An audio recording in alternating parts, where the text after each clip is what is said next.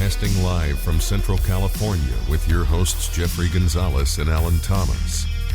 Broadcasting video worldwide at ParanormalCentral.net and broadcasting audio on the Matter.com. Are you ready to witness something you cannot explain?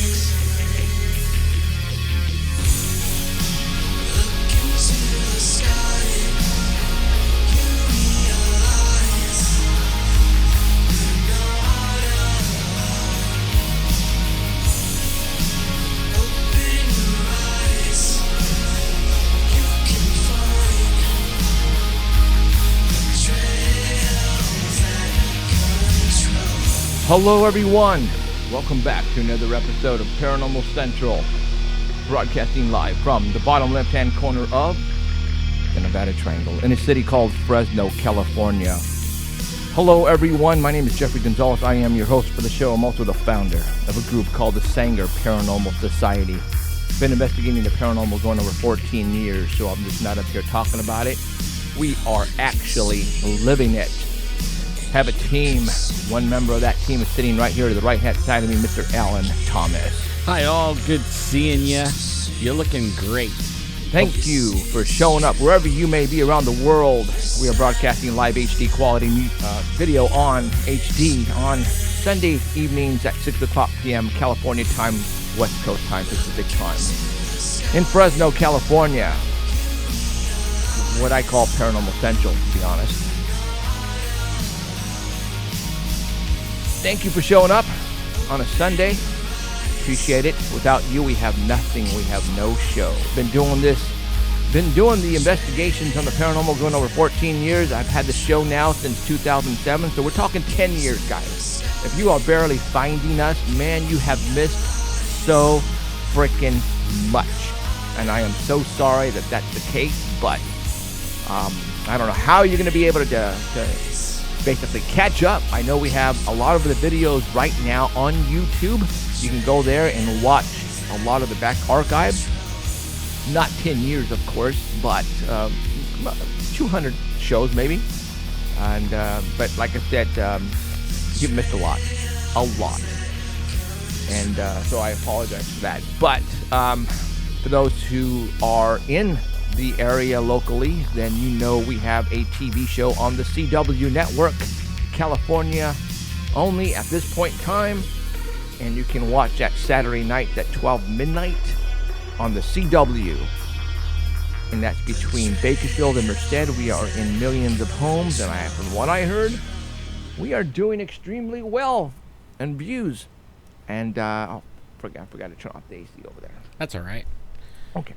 So, yeah, we're doing really well. I was kind of blown away on the numbers, but let's just say we're doing really, really well for a show that is not being promoted in any way, shape, or form, just by word of mouth. We are doing extremely well, and I think very, very good things are to come here pretty soon. For those who watched last night's episode, it was a basically storytelling episode of we went on our annual Memorial Day weekend trip to David Rigos' secret spot number 1 or spot number 2. 1. Is it 1? No, is it 1? Is it 2? I always forget. It's Me one of too. those. Anyway, secret spot of David Rigos, and we were up there last week, and OMG.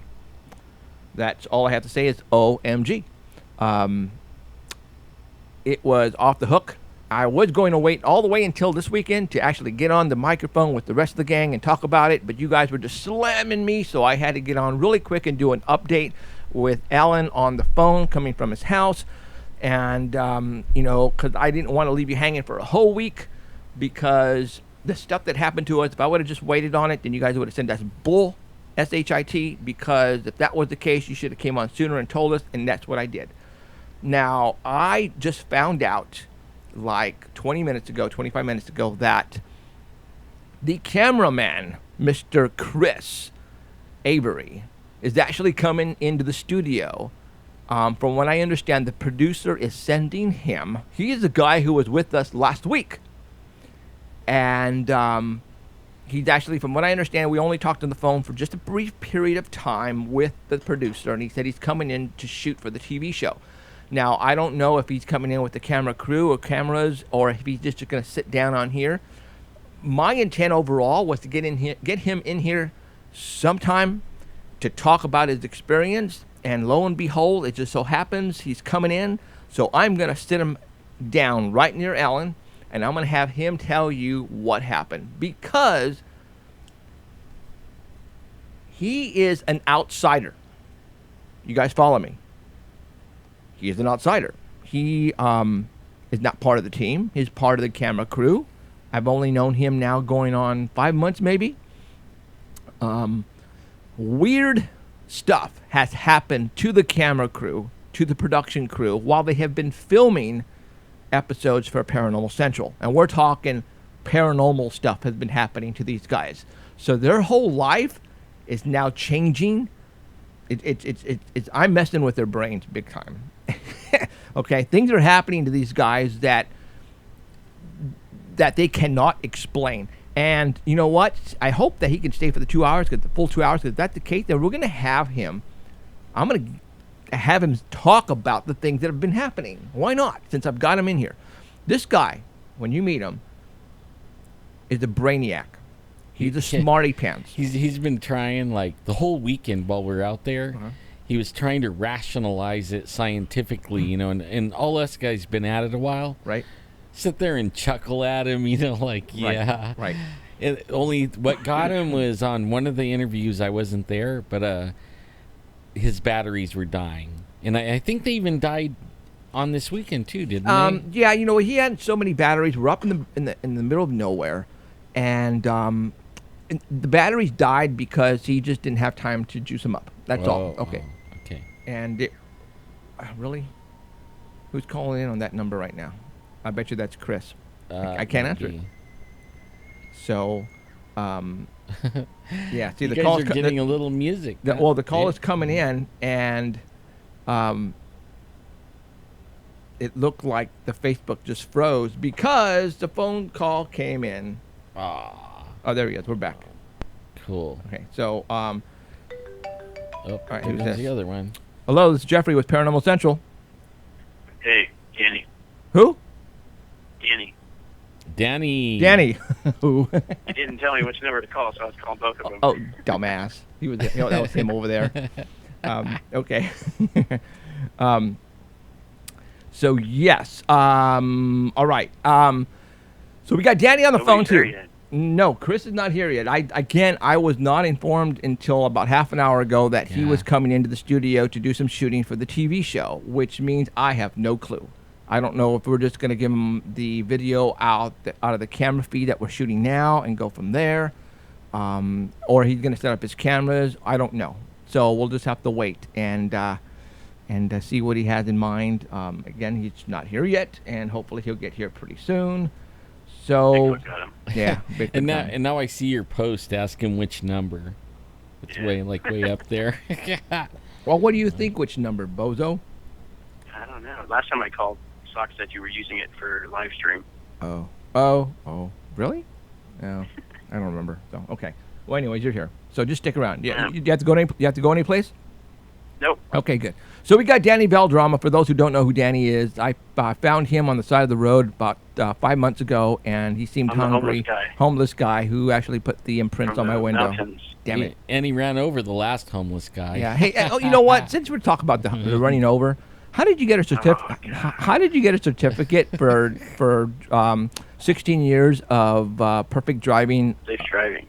Safety. That wasn't an accident. I meant to do that. For those who don't know, Danny, we all have full-time jobs. Danny drives for UPS. He's a delivery guy. Drives the brown truck. And So how many people have you ran over on the freeway? Literally. Just one. Liar. 2. I found the other one on the side of the road. Oh, that's right. Oh, yeah, that's he didn't okay. re- And so you didn't go He back must and have hit him on and didn't realize it on the I way went in back. or out. you went back I went and back. what was that sound? I stayed there till the cops got there. Yeah. So being that Danny, and you were driving in the morning from work going to your work, right? I was going in at 8:30 at night during Christmas time. Wow. And to make a long story short, Danny ran somebody over on the freeway, literally. Yeah. So He committed suicide. so he jumped off the freeway. He jumped off the overpass and he was already dead. How do you I know? ran him over, How do you know? Well, he was dead after I ran over him. That's for sure. He got his wish. Jeez. Way to So go. it didn't count as an accident. No. It wasn't something I did. Right. It was something they did. Right. So did they have a how do they say? Did they have an investigation and all that? The cops were there. Once they saw that it was a suicide, he had a note in his pocket. Oh. He said, "Okay, we got your information. You can go ahead and go." Okay. Wow. So Mickey let you go, huh? Yep.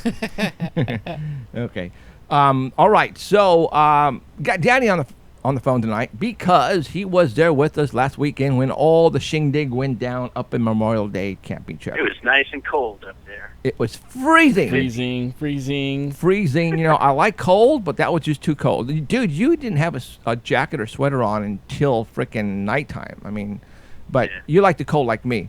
I But love it. yeah, I love it too. Because you and I work in the environments of the heat, and it's like I would rather have it cold than hot, obviously.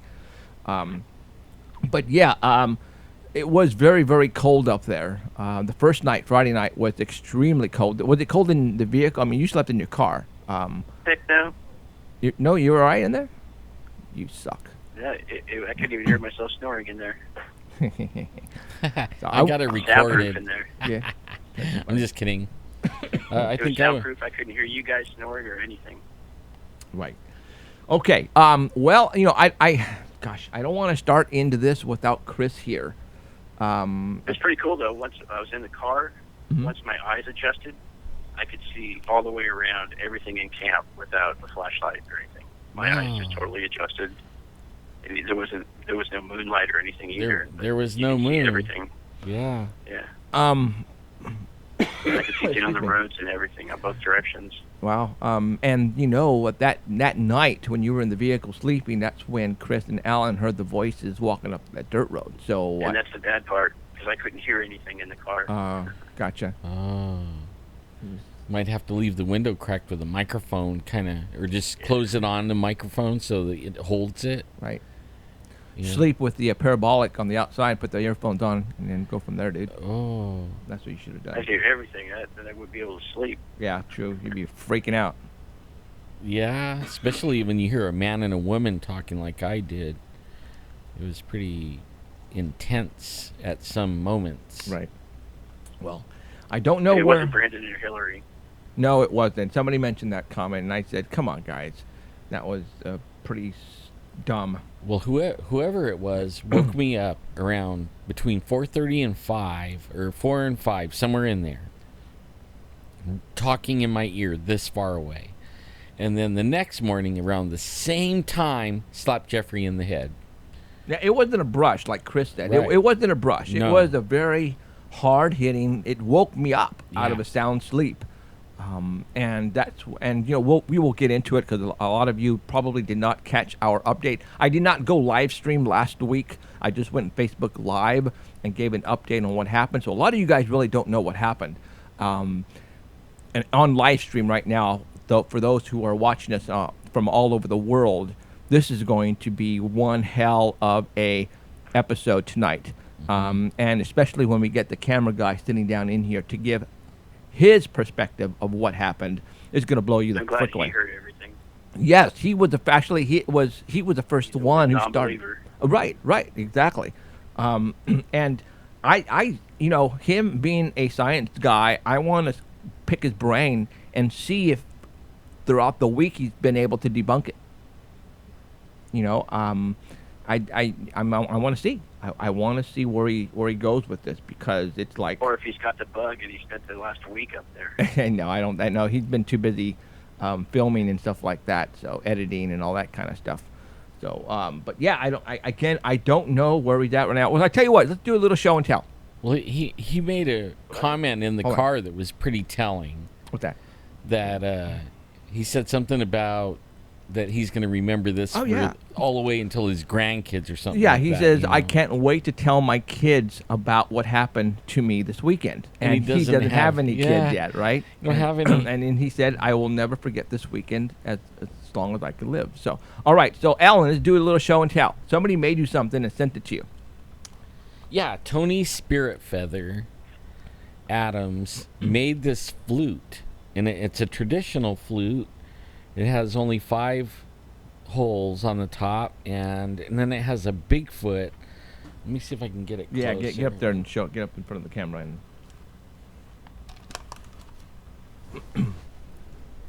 I don't want to hit the microphone. Let me see. Look at this. This flute was. This is awesome. I mean, when he showed this to me in real life instead of pictures, I'm going, whoa. Yeah, oh yeah, you can see it. You can see it. I mean, you can also see the Thule Res painting, rock painting on top there, which has nothing to do with the flute, by the way. Where is the guy who made you the flute? Where is he from? Tennessee. Tennessee. Okay.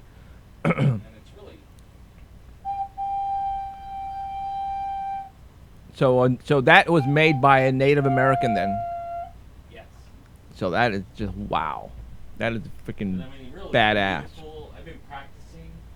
I said I was going to go play it to the Bigfoots. But someone said no. Actually, the guy that made it said, "Don't piss him off. You know, like learn to play it good, and then do the ceremony with the tobacco and smudge, and ask permission before I do that." So I'm going to. Okay. All right. I hope y'all like it. That's very cool. I know, like they say, "Hey, what's your address?" You know, my first reaction is like, "My address?" You want to come over and kill me tonight? Yeah. So far, it hasn't let me down. I mean, JJ sent me a big, huge JJ Walker. Mamba. JJ Walker? No, JJ. You know JJ, Jesse James. Oh yeah. He sent me a big Mambo Jumbo flashlight. Only us old folks would get that. It's huge, and then it has Danny's jumper cables on it. So if you kill the car, you can jump your car with it. Yeah, that's gonna say Danny's older than me. No, I don't think it is. I think I'm older than you. I'm way older than you. Travel more. I travel a lot. I'm older than you, right? Yeah.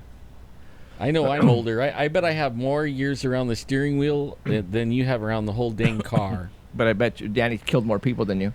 Yeah, he has. Yep. Chuck went up for that one. I bet I killed more deer. In the many states. Yeah, so Danny. I bet he killed more people than all the UPS. So holds a record. So your wife is now on the chat on Facebook, so we can't talk anymore about. Uh-oh. Yeah, your wife is on. Hi, Miss You keep freezing on Valderrama. Facebook. What's that?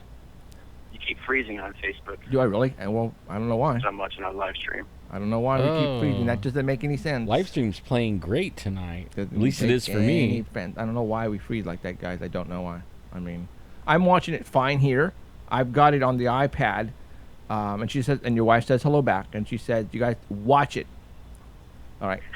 So, yeah, I'm watching it on Facebook live on my iPad inside the studio, and it hasn't frozen. Everything is fine. Yeah, even other people are saying it's working fine. So it's you guys. Cool. You guys need better internet speed, I guess. Yeah, The better. live stream's working fine on the other side. Yeah. I don't Got to know. get rid of got that live stream Verizon. So okay, so with the terrorist attacks that UK just had in London yesterday, Danny and his wife are going to. Where are you guys going in September?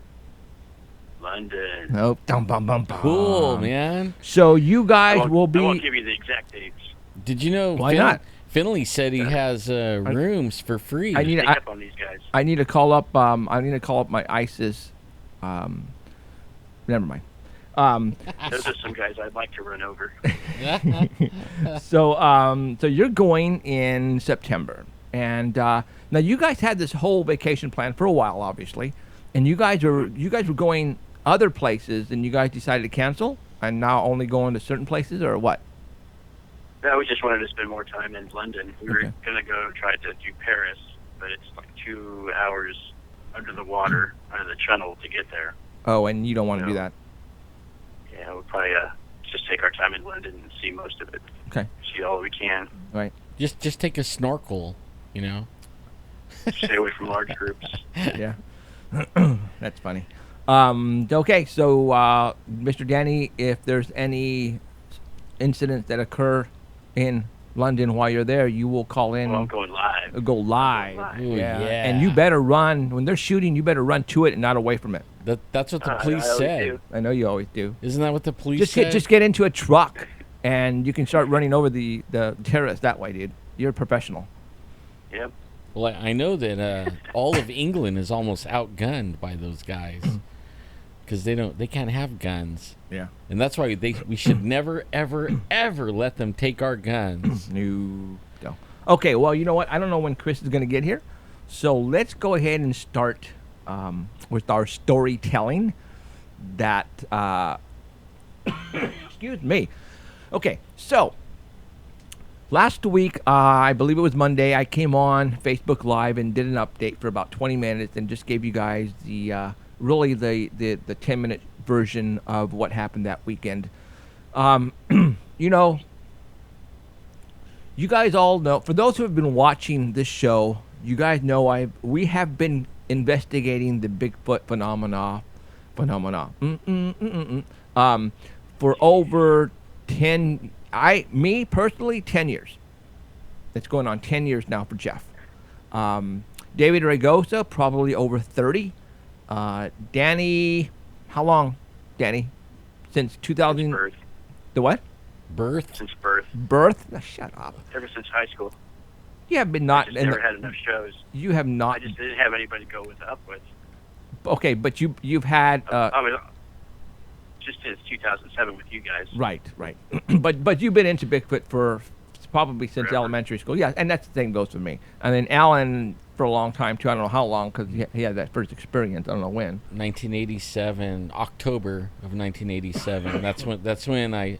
It actually, 1987 of October. That's when I found out they're real, and then it was 6 years later when I had enough nerve to go and look. Okay. You know. Okay, so I got a lot of people. You know, when I told everybody, what are you doing, Daddy? You're making all kinds of noise. So the TV's on. Oh, what? The TV was on. Oh, That's the your echo. TV. I thought it was. Oh, you're watching us on the big screen? Yeah. Oh, I thought very you had cool. a dog in there about to bite the dust. All right. Jeffrey. Yeah. So, you know, we had people, you know, after I told everybody about what happened this past weekend, I got a lot of, yeah, right, you have, in order for you to understand what happened to us this past weekend, you have to have been following us for a long period of time to understand that what happened this past weekend was real. You just cannot come in for the first time or second time or third time, listen to what happened to us and say, that's bullshit. Okay?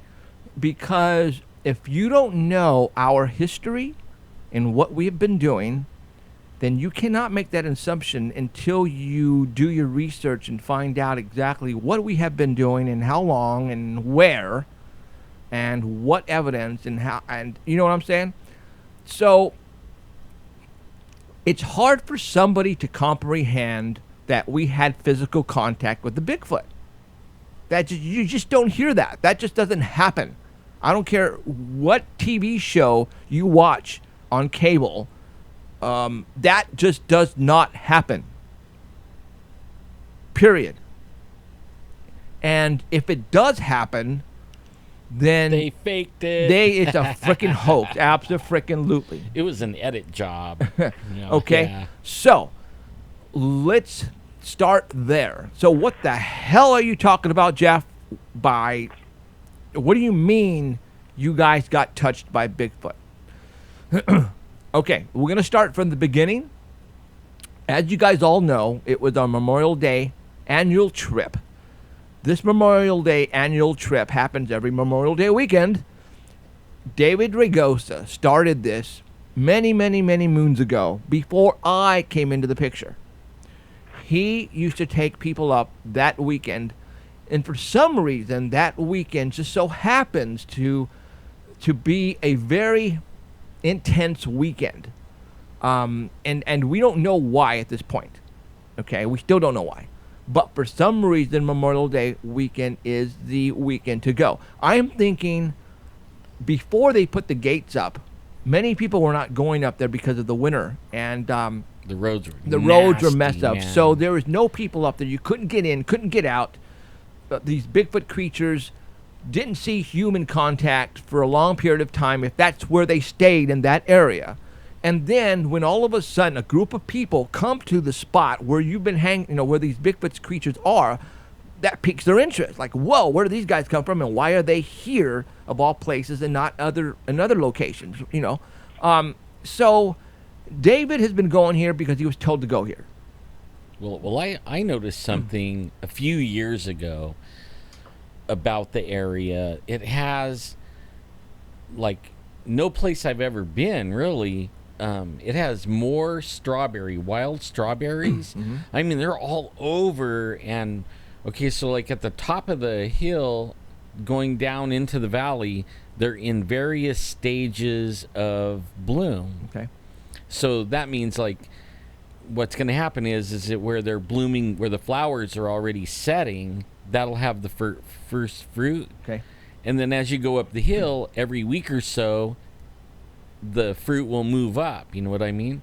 So they could stay in that area probably a couple of months, just staying in the area of where the fruit is ripening. And David said there was a lot of strawberries. He saw some when he was hiking with his grandson. So okay, so this past weekend we were there.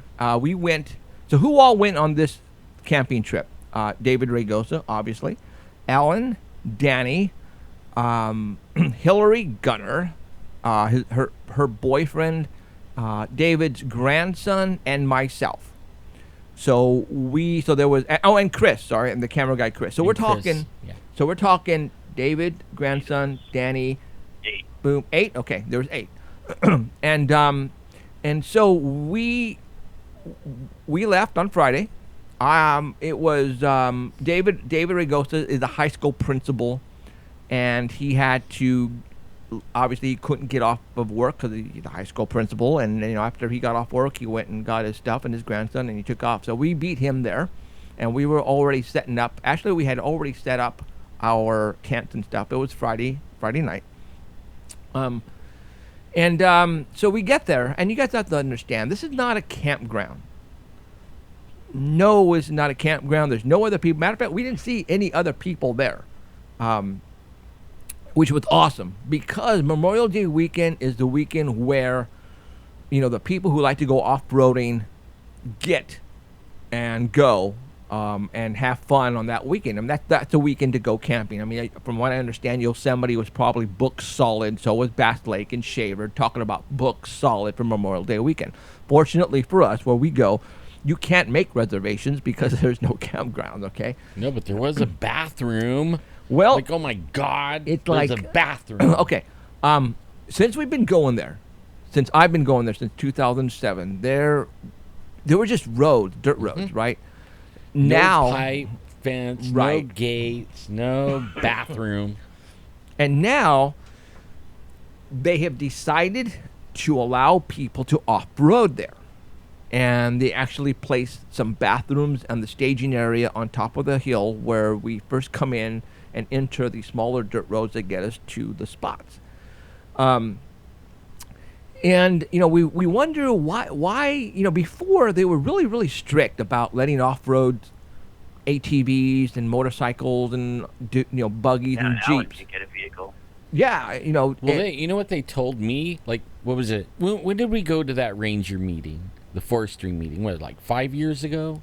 Something like that? It was quite a long time ago, yeah. Okay, when we went over there, I was talking about I wanted to bring an off-road vehicle so that I could ride with these guys, even on the road.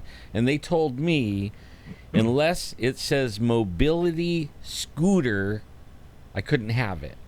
So they were basically giving him a tough time. Yeah, and then all of a sudden this year when I called and asked him if the gates were open, I call the guy every year, right? Sometimes 2 or 3 times, and argue with him over this mobility crap. Because I think I should be able to go anywhere and bring something like a Honda 90 or a little trail bike, or a quad. But anyways, this year he told me, oh yeah, the gates are going to be open and you're really going to be surprised. You're going to like it. That I would be happy. Right. And well, at first I wasn't happy. Well, we didn't know what to expect when he said that. And then we arrived right on top of the stationary, and all of a sudden these brand new bathrooms, restrooms. And signs saying off-road vehicle is now allowed, and Right. it's like, so that getting me an off-road vehicle. That just blew us away, thinking that, all right, there's a donate button on the YouTube thing. You just press it, donate. Oh. Let's get me an off-road vehicle.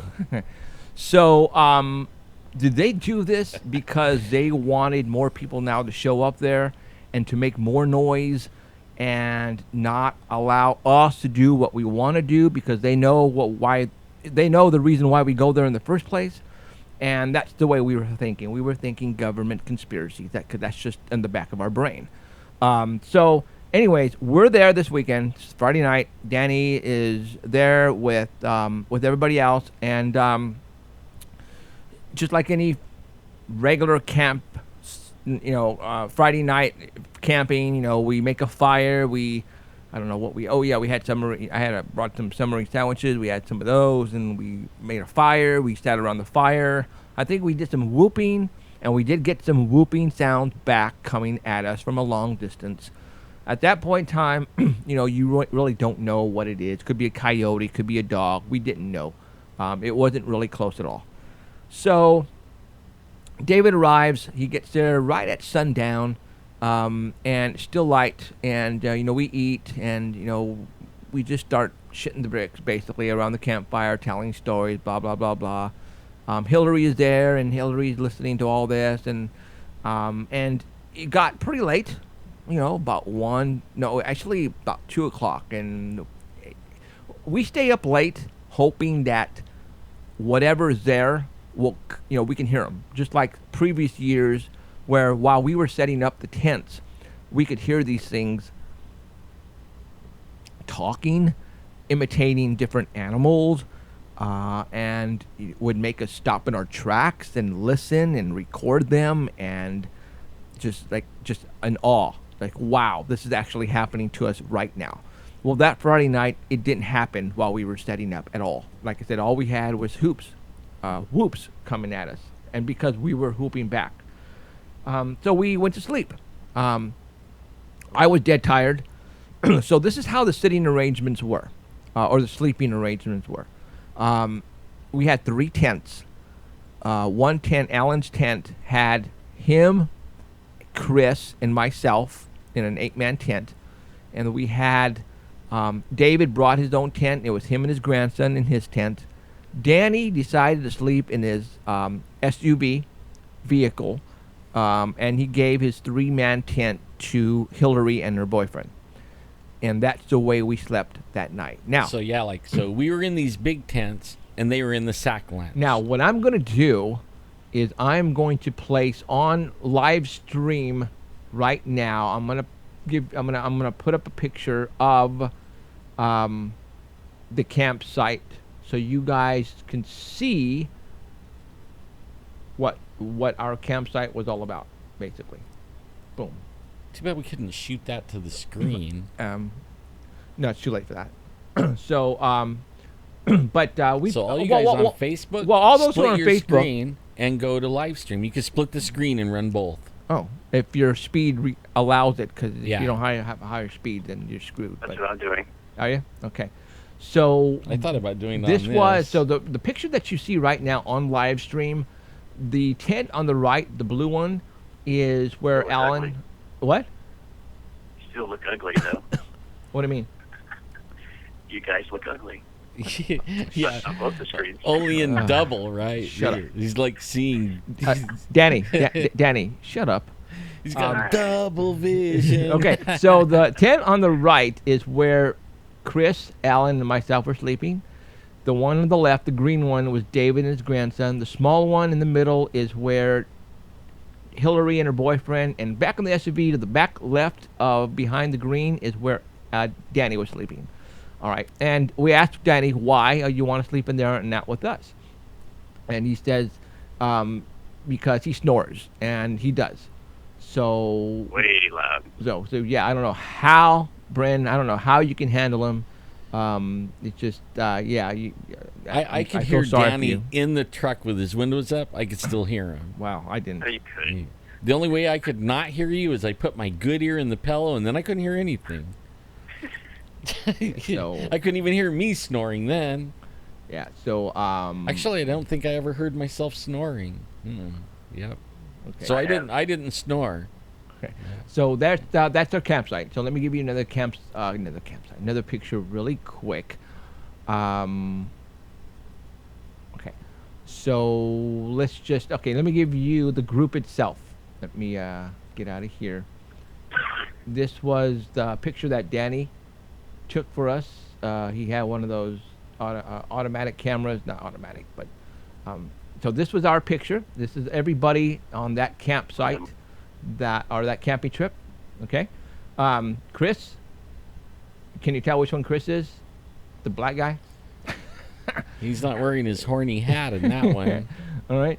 So there's him. There's Hillary, a boyfriend in the back, and that dope right there. And there's the other dope right there. And there's a bigger dope in the back. See him right there? Mr. Danny. And then David Ragosa with his 40. That's a 44, right? 44 Magnum. Okay. And I had my 9mm, which is the BB gun, compared to that 44. Those guys had a And, 45. Yeah, and Hillary's holding the BB gun too. Yeah. that was matter of fact, she had her 9, and I don't know why she wasn't wearing it, but that would happen. I You know what? I was going with it, one more person, but he was asleep. Yeah. Trace David's Trace.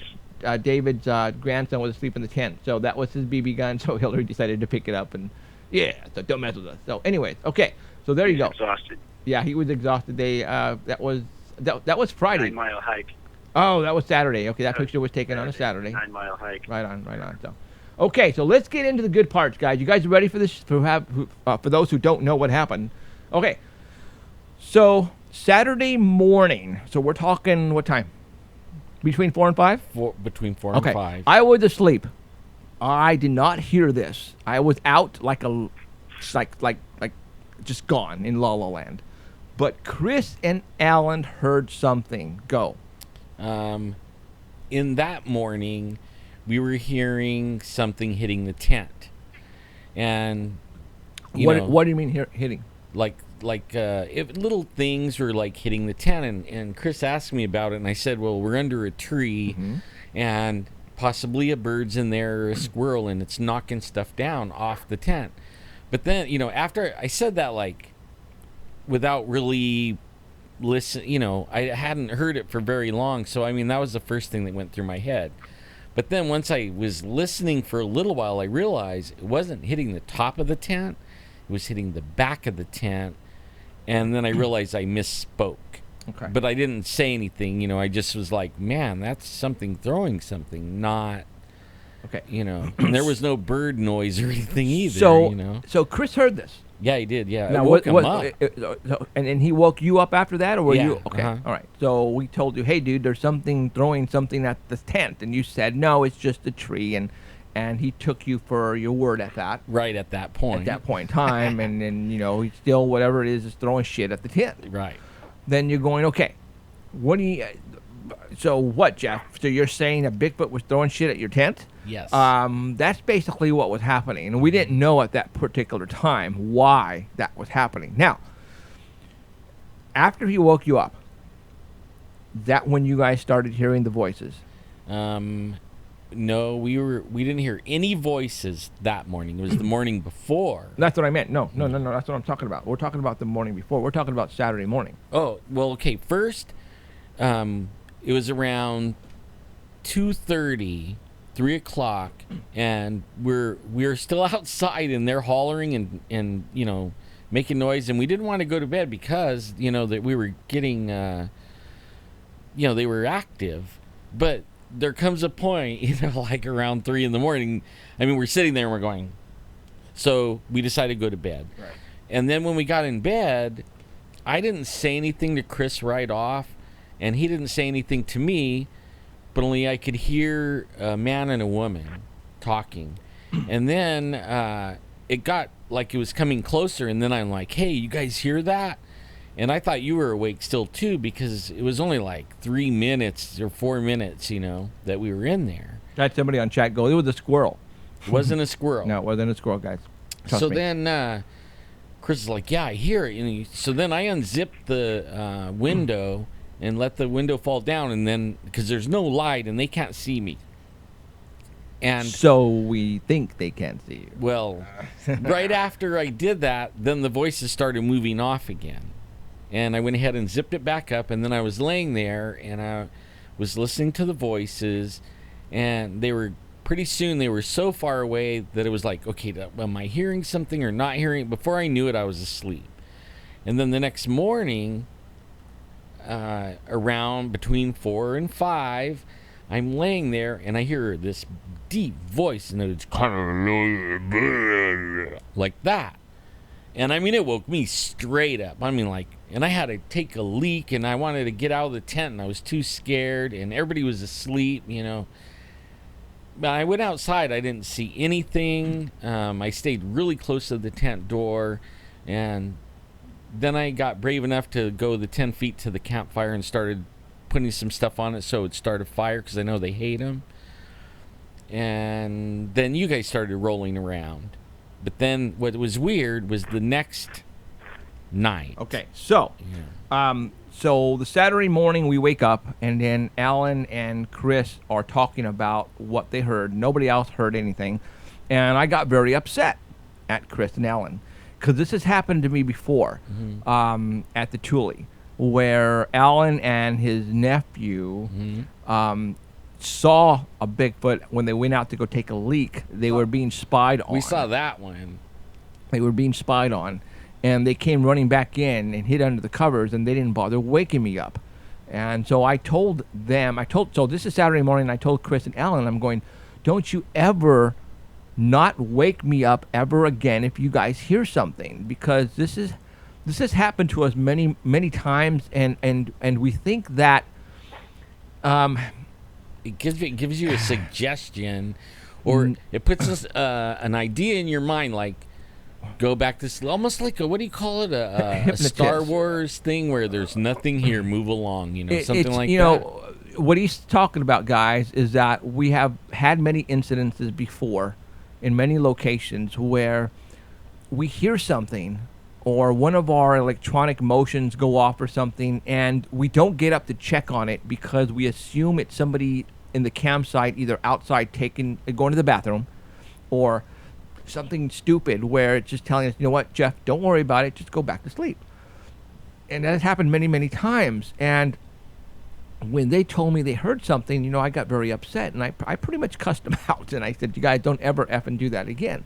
If that happens again, next morning, you wake me up, do whatever it takes to wake me up. So now we're talking, that was Saturday morning when we all woke up, and we were talking, blah, blah, blah, blah. And that whole Saturday, we went shooting for the TV show, different locations, we were filming, just kicked it, people took some naps, did a lot of storytelling and filming for the TV show is what we did.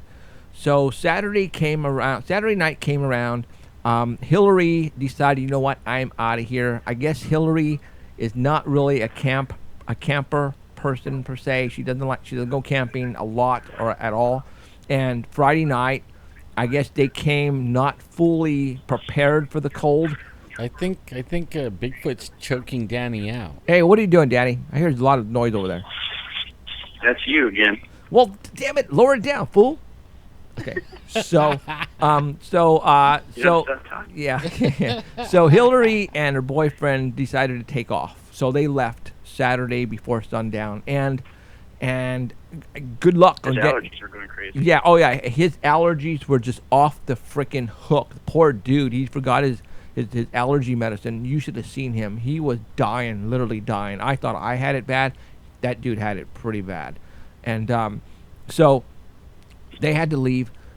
They left on their own. I'm pretty sure they got lost because we heard honking, horn honking, and I'm thinking that was them trying to find their way out or got lost. I don't know how they did it. Didn't Ron Moorhead say they can make honking sounds? Yeah, I didn't think about that. But anyway, so honk. they left, and now what happened is Danny decided to move from his vehicle to his 3-man tent. And now all of us are now in our tents. So, and we can't sleep because Danny's snoring so loud. No, I'm just kidding. So okay, so it's so that night. It sounded like a war. Yeah, it kind of did. I heard David and I heard Alan. Really? So okay, so we're like we ate dinner. We had dinner, and we're sitting around the campfire bullshitting again, and everybody is in their chairs and we're like this dozing off. I mean, our heads are bopping up and down. Yeah. David is like, his head is on the floor, and is like, everybody's like, I said, you know what? I'm out of here, dude. It's 10 o'clock, 10:15. I'm going to sleep. Usually we don't go to sleep until about 1 or 2 in the morning. But right. This time it's like, screw you guys. I'm out of here. And everybody goes, you know what? Okay, let's do it. So at that time, the fire and the campfire itself, we stopped putting wood on it, so it was about halfway dead already as it is. And then so everybody's went into the camp their tents, and I laid in my tent and I was out. I mean, and then we started hearing voices again. Well, that night. Okay, I don't know. I was out. I don't know if you guys heard them before you guys went to sleep. Yeah. Okay. And something throwing things at the tent again. All right. Again, yeah. So. We heard the whoops before we went to bed. Oh yeah, that's right. Yeah, that's right. When we were doing for interviews hours, around, when we were doing interviews for the camera for the TV show, we were hearing hoops. And as a matter of fact, during one of David's stories and my stories, I even stopped the cam and I said, "Well, right now, for those who are watching us on TV, we are hearing whooping sounds coming from that side of the valley, coming this way." And they were coming from the west. Right. Same side that thing came from. Right. So, but that was it. Again, we were hearing whoops. But anyway, so we went to sleep, and I guess about 4:15, right around there, something woke Chris up. All right. So Chris gets, I guess he wakes up, and I wish he was here to tell the story. That fool is not here. But hopefully when he gets here, he'll go ahead and you can hear it from his own words. But I'm going to try to go ahead and reproduce his wording exactly on what he heard and go from there. But anyway, so you can play the recording I have. Yeah, I mean I've got the recording. I guess I can play that to you guys. Let me go ahead and do that right now. No, you know what? I don't have a way of doing it right now. I'd rather have it coming from him. I'll let him say it. He's gonna be coming in. Even if he comes in late, we'll have him come in and talk to you guys and go from there. But anyways, so he starts to hear somebody walking up the hill right behind our tent. Okay, he says he heard crunch, crunch, stop. Yep. Crunch, crunch, crunch, stop. And he heard the things hit the tent again. Then something was throwing somethings at our tent. Crunch, crunch, stop. Dude, okay. I didn't hear him say that, but with the first Bigfoot I ever saw, that's how it walked. Well, step, step, step, stop for like 15 minutes. step, stop for like 15 minutes. It was what it was doing, guys, is it was trying to see if we were asleep by throwing stuff at our tent. That's what it was trying to do, trying to see if we were asleep or not. So Chris is hearing this thing walk up the hill. Then it gets to the top of our campsite, and it's on Alan's side.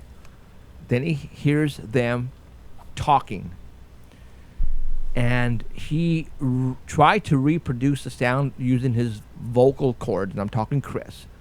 And I'll let him try to reproduce it when he gets here, but it went, mumble, chatter. All right? And at that time, he was trying to think to himself, okay, is that somebody snoring that I'm hearing? And since Danny is now in the 2-man tent, 3-man tent, he's really closer to us now than he was before when he was in his truck. But he can hear Danny snore, yet he still heard this chatter over his snoring. So that pretty much debunked Danny from making that sound. So now I'll go, okay, well, is it Alan who's sleeping right next to me? In the tent, Alan is on the right-hand side. I'm on the left-hand side. Alan is on a cot, and so am I. And but Chris is in the middle on a blow-up mattress that belonged to Hillary that she left. And so now Chris hears this thing walking around the campsite, and it's mumbling like it's talking to somebody else. So we think there's 2 of them out there. So Chris picks up a piece of clothing, because I told you guys that I cussed out Alan and Chris for not waking me. And so Chris goes, well, shit, I better wake up Jeff. So he picks up a piece of cloth, a shirt or something, and he tosses it at me. Totally misses me. And I guess at that point in time, he's trying to put his camera together because it was taken all apart from the night before. Now, I'm in the left-hand side of the tent, and I'm sleeping on my right-hand side with my face toward the wall of the tent. And I'm on a cot, mind you. I'm about a foot off the ground. And I'm about 4 inches from the side of the tent. Now, I have allergies. I snore sometimes, especially when I'm really tired. I could see myself at that point in time making funny noises out of my mouth, like, because that I wasn't taking any allergy medicine at that time, so I can see myself doing that. So as I'm sleeping, all of a sudden, I'm going to take my glasses off of this. Through the tent from the outside, I get this. Somebody slapped me in the head from outside. And I woke up, my eyes went boom. Who in the hell just hit me? And then all of a sudden I hear like that. And I'm going to myself, son of a bitch. I had cooked some pork and beans with our meal. Danny made some hot dogs and hamburgers, so I put a couple of cans in a pan, and I heated some pork and beans. And we still had a full pan of pork and beans. So what I did is I didn't dump it out any place. You guys, we don't have any women there at that time, so we're men, and we're freaking messy. So we had scraps of food. They said they want to see you slap that again. They weren't sure exactly, Bite me, people, whoever said that. So let me show you. So what I did before we went to bed is I decided, I know that hurt. I just hit myself right now, and it hurt, damn it. So let me show you. I took a picture of the beans. Where'd it go? That's not it. There you go. All right, and let me go there. So on the screen right now, let me go there, zoom in. So the smell of beans wafting into the tent puts Jeff asleep. See, do what? That's why the beans are right by his head. So for those who are watching on Facebook, unfortunately, you're gonna have to go back if you want to see the pictures on live stream. I'm showing the picture of the tent and the beans. What happened? So, anyways, this is Alan tent where I was sleeping. Right here, I'm pointing. Let me make sure I'm pointing. Screen, yeah. Okay, so I'm right here against this tent, lengthwise, like this. left to right. My head is right here. All right? There are the beans. See the beans? That's how I left it. We had food everywhere. Look, we had bread right there on that table. We had right by our tent. Stupid ass me. Potato chips. We had leftover. Everything was out. That's just a lot of food out. Yeah, that's just the way we roll, man. And that tin right there had. My chests were on the ground right there. The tin was Danish. That tin was Danish. I don't know if we had any more Danish, but there you go. But see, this is where the beans were, about 3 feet, 4 feet. Yeah, that's where my head was right here. Now, so we heard this thing walking around on this I heard it on this plastic. I heard it stepping on this plastic. Then, but that was after it hit me right here. And then it walked over and ate these beans. Now, as far as how did it eat the beans, I don't know. I just heard it go. So, it's like that. So my eyes are open. I'm saying to myself, what the hell just hit me from outside of the tent? And right away I said, oh, shit, it was a bear. Stupid me. I left those beans out there on that stump, and that's what a bear is eating right now. But I'm going, well, wait a minute. Why would a bear slap me in the head? How did it know my head was there in the first place? At that time, I'm still trying to wake up, and all of a sudden, it dawned on me that I don't think that was a bear. And I literally pushed myself off the cot, and I fell on the ground, thinking, is this thing going to hit me again through the tent? And Chris at that time is awake, and he's going, there's somebody out there. There's someone out there. And he's trying, in the dark, he's trying to get his camera and put his camera together, okay, and in the dark. Good luck. I am trying to find a flashlight in the dark. Good luck. All right? At that point in time, we heard David, who's across the way in the other tent, go, is that you guys out there? And then Chris goes, no. And at that point in time, we heard it walking on the plastic. All right? Like. Try not to leave footprints. There you go. There you go. It was walking on the plastic because it did not want to. That was after the fact. Because, we were going, why is this thing making so much noise? Now, if it was, let's try to debunk this. People are going, it was a bear. Who has gone camping more than, who has gone camping more than anybody on this field is Alan. And anybody who has gone camping before knows if there was food out, if a bear wanted to snag that food and run off with it, it would have. Yeah. I mean, remember Thule? Yeah, Thule. I mean, right in front of us. Right. I mean, they don't, they're not bashful. No. They will come and get your picnic basket and run away. I had those beans right there, guys.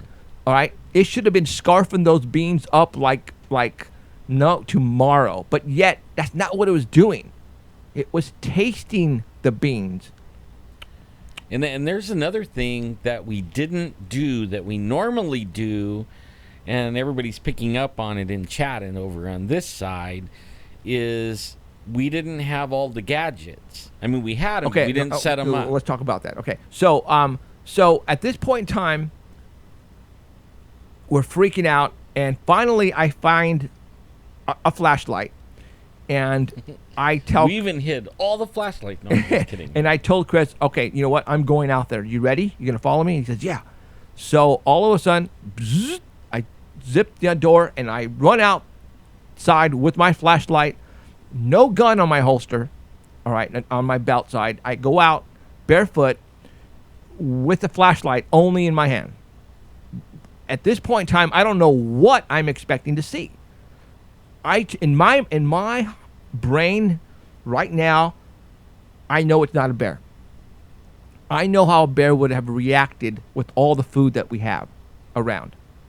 Okay? I know it wasn't a bear. So I was hoping to get a glimpse of something hairy walking on two legs, running. And trust me, when I ran out of that tent, I didn't stop and just do this. Oh no, God! I ran out underneath. I started running around all over the place trying to get this thing, making this move out of the area. I didn't get. I didn't. Another thing.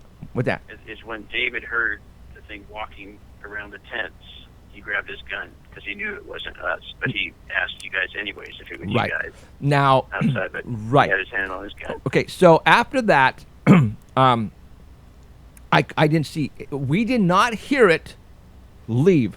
Okay, now bears. Back to the bears because this is so important. They won't, like, if it tasted the beans, it would not have ran away. I mean, it would have ran a little ways, but they're bold. I mean, when they're hungry and they're, we had a really especially long winter with a lot of snow and everything. Mm-hmm. So they're barely coming out of hibernation. They're having babies and stuff. They're hungry. So, like, normally you will spot a bear. There will be sign of the bear all around.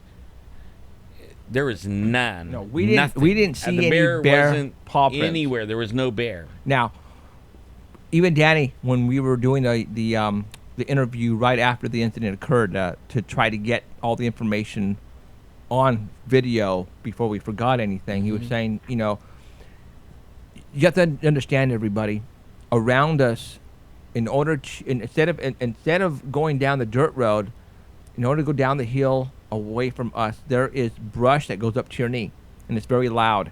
So as soon as you start walking into this stuff, it's crunch, crunch, crunch, snap, crackle, pop, because of all the broken twigs and everything, crunch, crunch. If this was a bear, and if I had scared it, we would have heard it going all the way down. We didn't hear a single thing. We didn't hear a single thing. Nothing.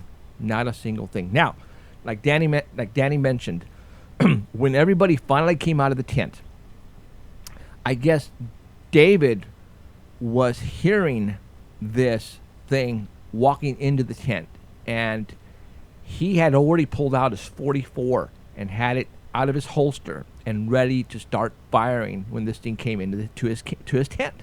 He thought it was a bear at first, until I don't know what made him not think it was a bear, but he had his .44 out because he was hearing it too. Danny, unfortunately for him, he didn't hear shit. You got to stop smoking the weed. It was a dream. Yeah, you got to start smoking the weed before you go to sleep, dude, because that way you can have a fresh brain. Well, I know when you guys finally came out, I stayed in bed. Yeah, you did. And I mean, I was awake and listening to the whole thing, but there were so many flashlights going, it looked like Close Encounters of the Third Kind outside.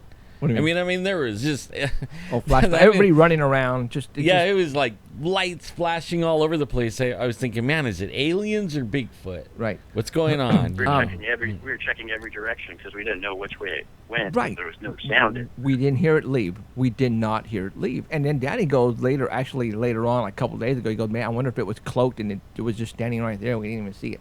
It could have been. Okay, but we don't know. We're just assuming. We're just throwing out. Okay. So. Well, it could have been in the tree. We did check the trees too.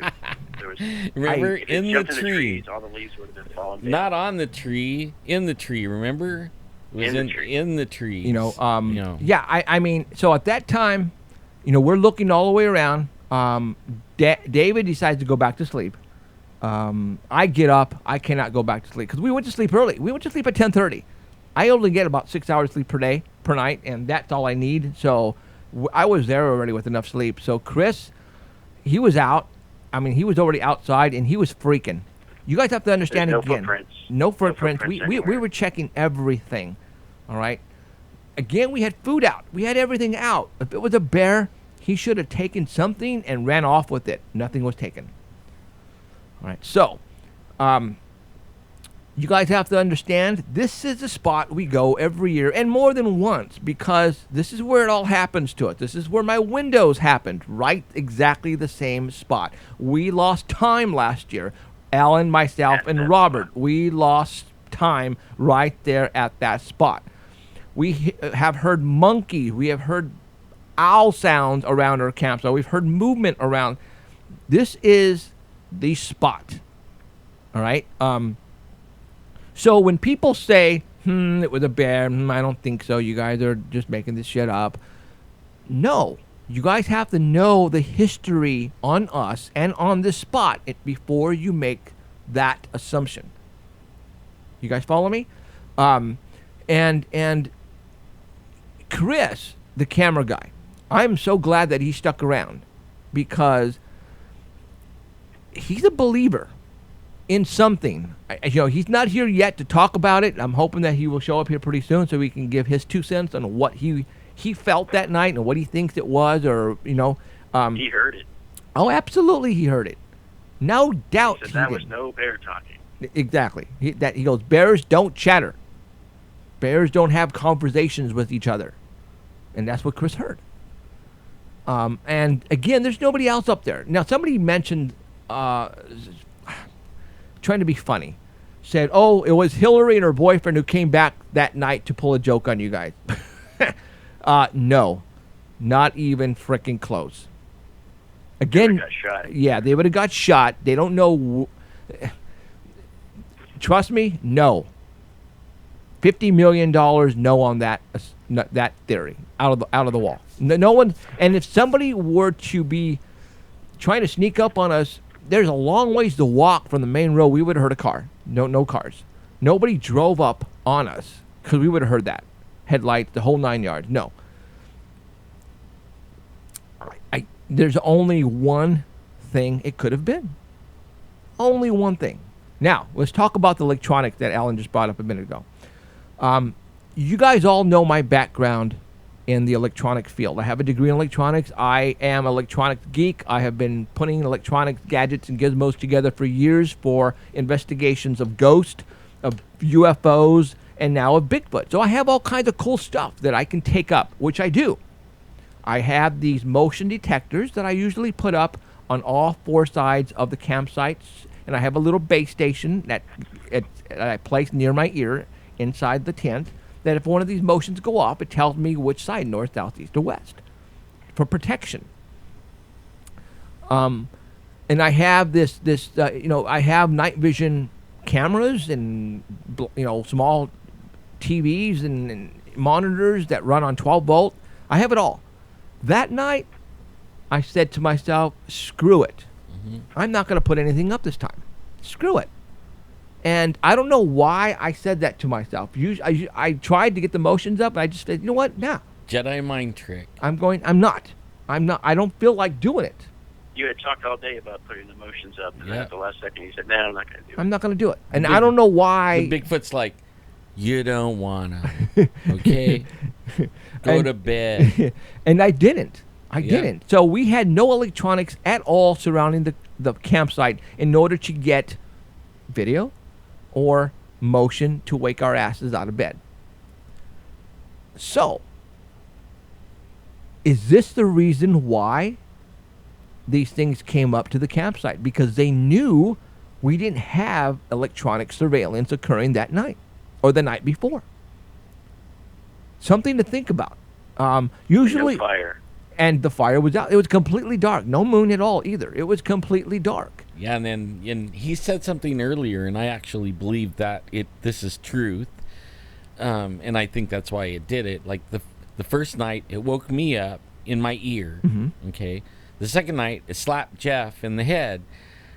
I think it actually was slapping Jeff in the head because of how much bitching he did to me and Chris about not waking him up the night before. I actually believe that. I think it was hearing the whole thing and was like... Did Facebook froze? No, it didn't. Okay. He's like, you know what? I'm going to wake him up because he wants to be woke up. And I'm not going to get those guys in trouble. Right. Okay? Pow. Right. There you go, now, buddy. Wake up. We got some slack. Matter of fact, Hillary got upset when I talked to her the day after about what had happened because she went home the night before. She couldn't believe that Chris didn't have the camera ready and wasn't able to film any of this stuff up. And I'm going, okay, wait a minute. There has been thousands and thousands of investigators out there investigating the Bigfoot phenomena. Even with TV crews. Okay, with TV crews. The odds of you, especially at nighttime, and you have to understand, his camera is 1080. It's 4K. 4K. I don't know if that one was 4K or not. That was 4K. Okay, I don't know.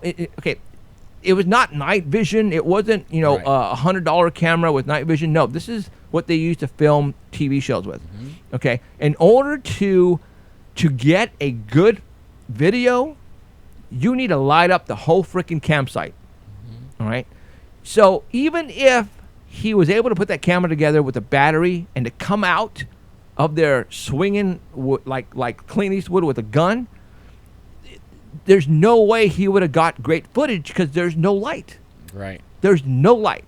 And I told him, I go, dude, and, you know, and even when I was talking to RS and Hillary, and I said, he wouldn't have gotten anything anyways. We didn't see anything. It you know, it just, it's all about the experience. Well, he could, it could have been set up where he could, you know, if you got the right lens and everything and then put the right settings. But only it would be a lot of trouble for nothing. That's what he was thinking. Because you're, you know, why go through all the trouble if you're not going to use it, right? Right. And, you know, this all happens in a split second, you guys. This doesn't, like, they don't stick around for me to find all the stuff I need for them to pose and say, okay, take a picture. That's not, we've been there, done that. It's not that easy. I'm going to go use your porta potty while you put your camera together. I'll be right back. So, it's not that easy, guys. Trust me, it's not that easy. I don't care if you had a $50,000 camera with infrared. By the time we got out of that tent, it was gone. That fast, it was gone. We didn't see where it went. We didn't hear it leave. It was gone. But yet we heard it walking around our campsite. Everybody heard it. But we didn't hear it run away. We don't know where it went. And it stepped on everything to make sure it didn't leave a track. Yes, it slept on the plastic. That's how Bears don't do that. It was making all kinds of freaking noise. And there was plastic under all three tents. And it actually wasn't all that dark. I mean, when you ran out of that tent, you could see 200 yards. You know, I mean, it was just before the sun came up, maybe an hour before the sun. Now, okay, let's really go down the rabbit hole. And for those people who don't believe what just happened to us, that's fine and dandy. We have experienced crazy stuff up there. And not only there, but in other locations, and experienced stuff that we just can't comprehend and can't figure out. You know, and now we're talking supernatural stuff, more than just paranormal. All right. You know, why did I get slapped in the head? Okay, and there go the jokes. I know I'm going to start seeing all these jokes coming up right now on Facebook and in a live stream. Why did it slap me in the head? Why?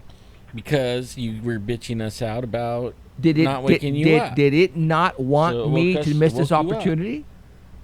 Did it want me to actually have the experience that I have been wanting for such a long time? Or was it hitting me because I was making stupid sounds with my mouth, breathing on that side of the tent, and it heard me, and it heard my head right there, and it went, shut the F up, bam, and it woke me up. I think it was waking you up. I actually believe that. It woke you up because you were like, not only did he do it one time, right, like several times over the course of the day when the topic would come up, it was like, you guys didn't wake me up.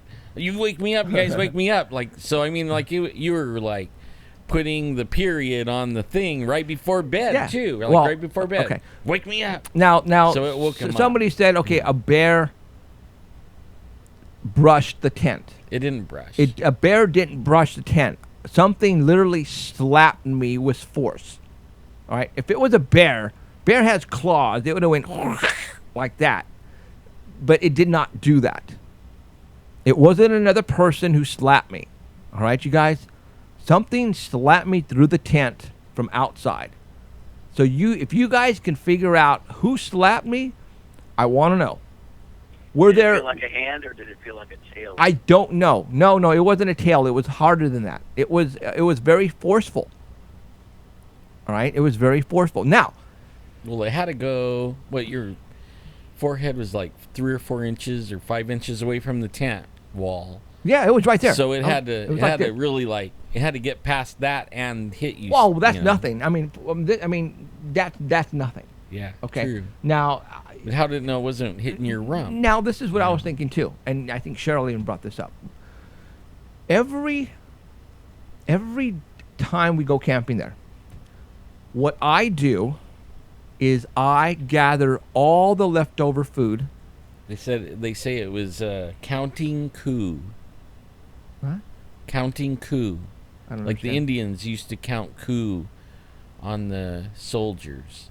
They weren't killing them at first. They would go in and hit them with a coup stick. Okay, Jan just got it right there. Could smell and hear you next to the wall. Jan, that's where I was going with this. Mm-hmm. Okay, now, this is what I do when I leave food. Okay, let me show you right now on live stream. I'm going to show you on live stream a picture of the food that we had there that night that it didn't touch, that I decided to put all together and leave on this. This is what I left. You guys see that? This is on live stream only. Okay, this is what we left. I gather up all of the leftovers. We don't take them home. Everything that's in the ice chest and not in the ice chest. I don't care if it's starting to rot a little bit. I put it in a massive offering and I place it on a tree stump by our campsite. This is what I did this time. Now, what I was taught by David, I think, is if you're going to leave something, pretend they're watching you. And what you want to do is you want to take a bite out of whatever you leave and show them that it's okay and good to eat, that we're not there to poison them, to kill them. So what I did here is, if you're on live stream again, you can see the apple that I took a bit out of right here, and I also took a bite out of a piece of chicken. Underneath all that, there's like 10 pieces of fried chicken, you guys, and bologna. I mean, we had a freaking feast. There's the pork and beans I poured out of the pan right there in a cup. So what I did, let's go back there. So what I did is I went like this with the apple. I lifted up my arm, and I went with the apple. I got, and I went like this, and I put that in the offering. Then I got a piece of fried chicken, and I lifted it up, and I took a bite, and I ate it, and I went like this, and I put it down, and I did it with a piece of bread too, on something else, and then I left it, and we went away. So, what if, because I took a bite out of the food, that the Sasquatches, when they have come around afterwards to finish off the food, they smelled my breath or tasted my saliva or whatever and knew that was me breathing through that tent. I don't know. I'm throwing this out, but Jan, you had the right idea. If they had been hanging around like the whole weekend, like I think they were, because I mean they were making noise all that evening and afternoon. They already knew which side of the tent you were on, just by the talking that we did when we get up and go to bed at night. True. Yeah, we don't know their. I mean, but only did now tell them what you found when you and Chris went looking down there. There was like a little stand of trees. Okay, now look, you guys, all around the whole camp, there was some dead trees, and they cut them all down. So that meant there was a high. You could see pretty far, a couple 100 yards, almost every direction. Except for 100 yards. 100 yards. Yeah. Some places further, but only the right near the tent, like 40 yards, 35 yards. There was a little stand of little trees, and they were really close together, and it made like a blind, where something could be behind it, and that's where Jeff went. So we went. So it was Sunday morning. I said, Chris, you want to go down? You want to go down there? Because we haven't really hiked down the hill from where we were staying. And he said, yeah, let's go. So I said, grab your camera. And Danny went with us, and we started just walking down there. And I found at the very bottom of that hill where we camp on top is a little creek. And about 20 feet before you get to the creek, I found this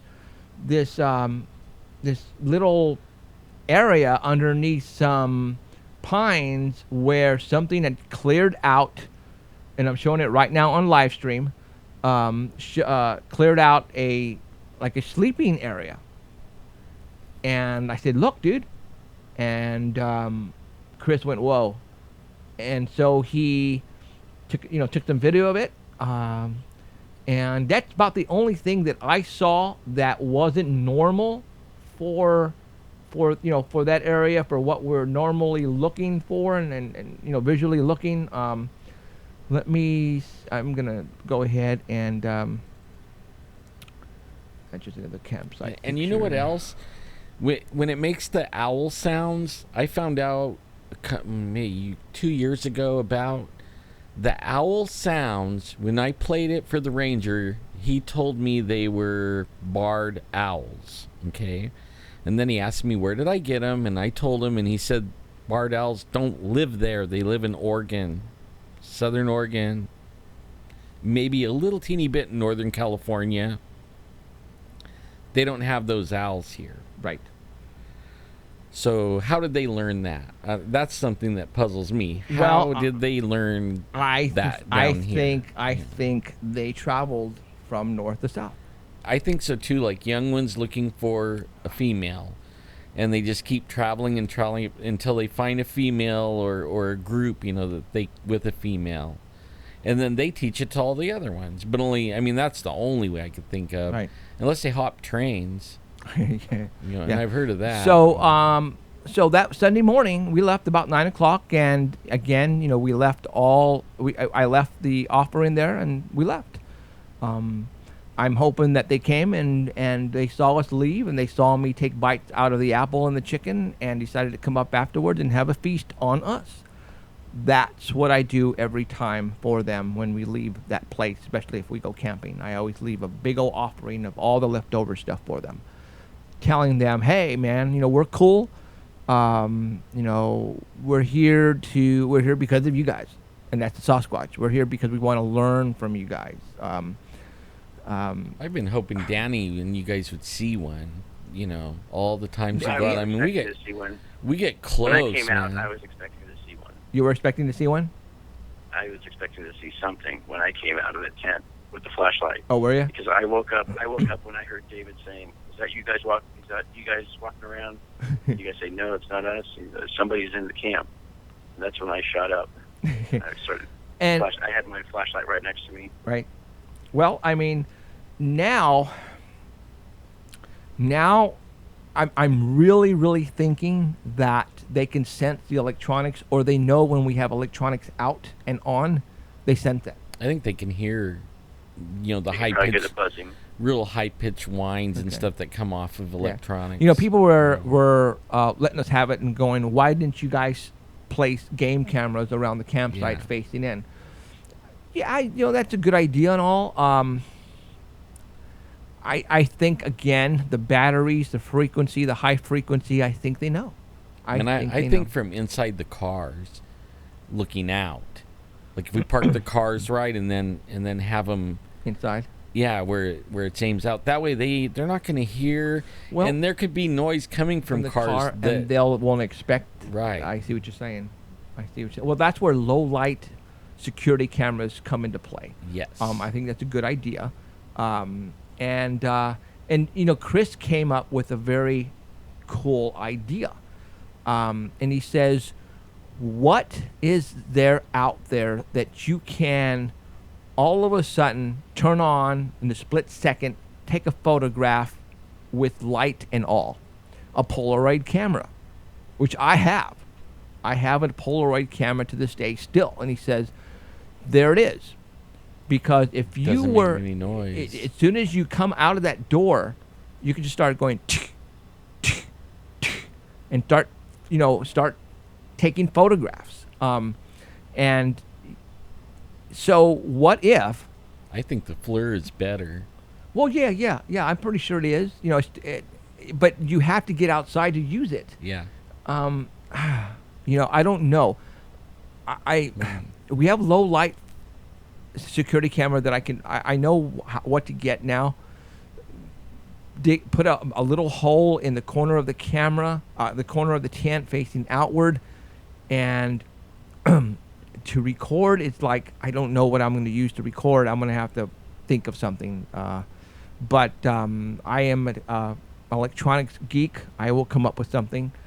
But we didn't have any electronics going that night, so I feel that is the reason why they actually physically came up and walked around our campsite.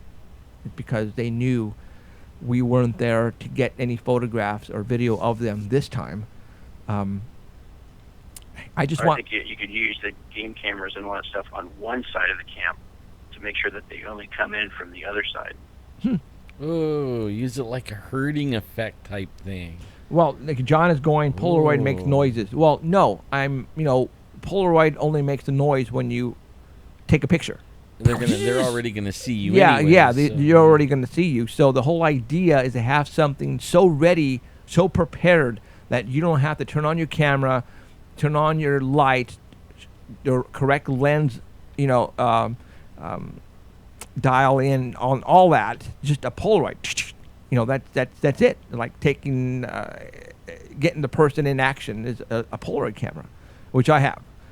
So I think I will take that next time. And let's see what happens. I don't know exactly how. I mean, the motions that I usually put around the campsite, I put up during sundown so I can see. I have a feeling these things are probably looking at us from a distance, and when they see me place these motions on sticks around the campsite, then they're going to see that and they're going to stay away. All right. I mean, I would love to catch up in the act, but I want them to come back and walk around the campsite again. I mean, that was just now. I think Danny even said. You said, Danny, let's think instead of electronic. Let's think old-fashioned. Let's think of booby traps, but strings maybe with some pans. You know what I'm saying?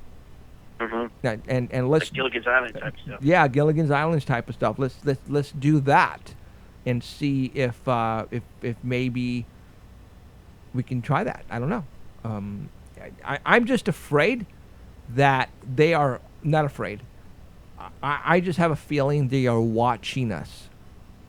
The only thing that I noticed too when we all came out of the tent was that there was no smell, and everyone said they smell like rotting flesh. I've never smelled them. No, I've never smelled them either. I've never smelled them, never, and I've been near them hundreds of times now. Mike O'Reilly just said, "I want you to place a trip wire," and that's one thing we were thinking about doing now. Next time is some fishing line and a couple of tin cans or something. Yeah, real simple, old-fashioned, simple stuff.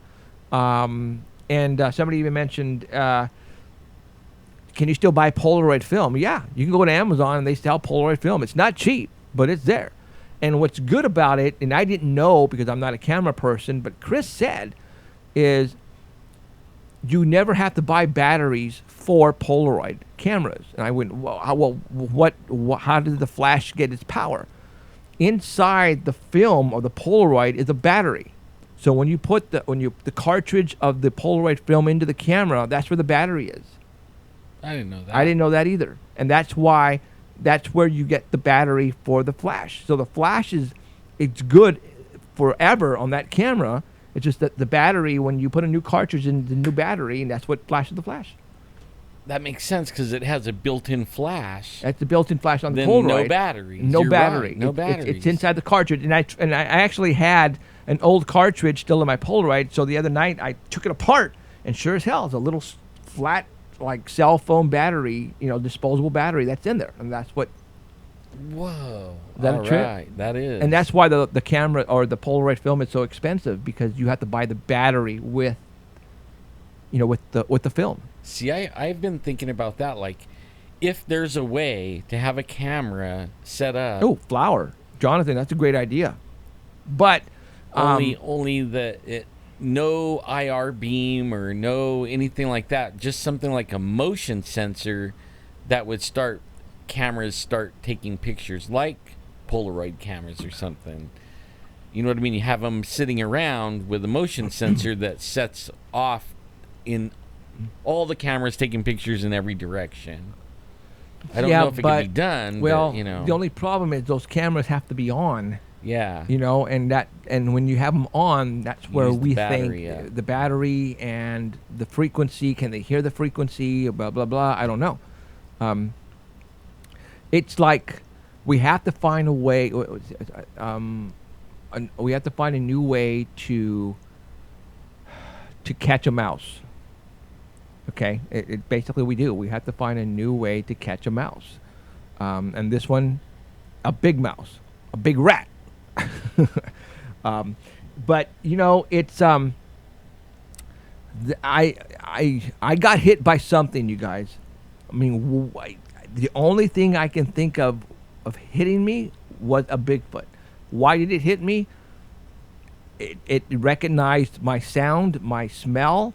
It knew exactly who I was and wanted me not to miss out on it walking around the campsite. It wanted me to feel the experience. That is the only thing I try to debunk this, guys. You know, it wasn't a bear. Trust me when I say this thing was not a bear. All right. It wasn't another person, because there's nobody else for miles and miles and miles around. It wasn't Danny. It wasn't somebody sleepwalking. It wasn't a deer. It wasn't a raccoon. It wasn't a possum. I heard whatever hit me. Remember what he said it sounded like? Yeah, Furby. A Furby. Yeah, Furby. And I'm hoping that Chris will show up here soon. I don't know where he's at. I don't know if he thinks he's going to shoot at nighttime or whatever, but maybe that's what we're going to do. That's the same thing my brother used to say when he would have the, what do you recall it? The parabolic? The parabolic on. He would say, it sounds like Furbies out there. And that's what Chris automatically said it sounded like. He said it sounded like a Furby. Yeah. You know what? Let me go ahead and let you hear, since Chris is not here. For all those people who wasn't able to, let me go ahead and go to messages. And I'm just going to let you hear the audio. Let me find it first. I'm going to have to scroll back a ways.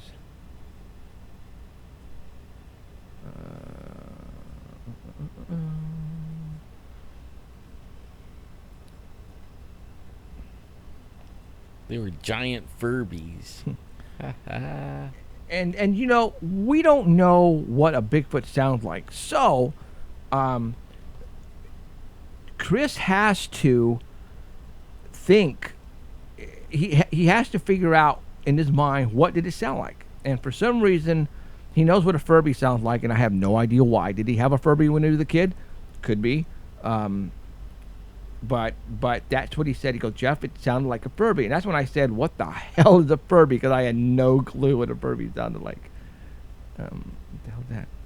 Okay, so, oh man, where is it here? Let me go to RS here. Stand by, guys. I'm trying to get the sound for you guys, so hold on.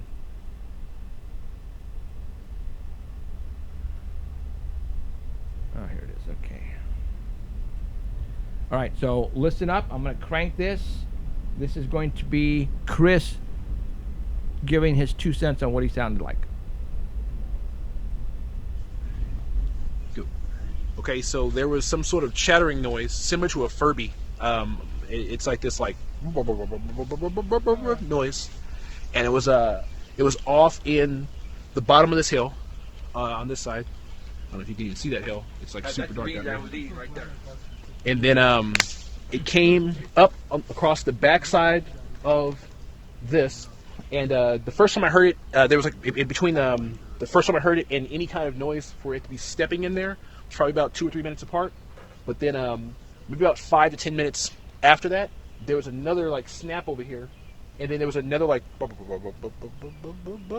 noise, and I thought it was Alan or Danny snoring, and it was definitely not Alan or Danny snoring, because while Danny was snoring, the noise continued, and it wasn't Alan sitting or sleeping right next to me. So that's when I grabbed a shirt off the floor and threw it at Jeff, and then I began trying to get my camera equipment together. So I assembled my camera, but the battery was dead. And then that's when I heard it step right here. And then it barely edged on this plastic. I guess this is when David became aware of it. And then, like a second and a half later, I heard it step over here. Okay. And then this is where my hand is it right here. brushed. And it hit me in the It head brushed like the side of that. the tent I woke up like, what the and hell? woke Jeff up. And then I heard it tasting these beans that I left out, which was stupid of me, because if it was a bear, but I heard it going. That's what I'm going. Wait a minute. If that's a bear, why did it hit me in the head right now to wake me up? And we can't get footprints on this. No. That was awesome, though. That was awesome. Bigfoot sounds like Furby, confirmed.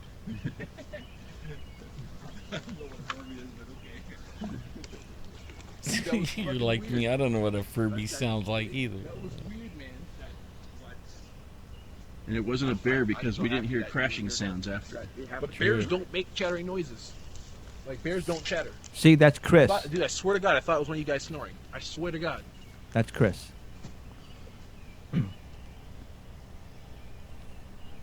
So Chris is telling himself He was blown away. that's not a bear because it was talking. It was chatting. It was talking. So that wasn't a bear. So so there you go.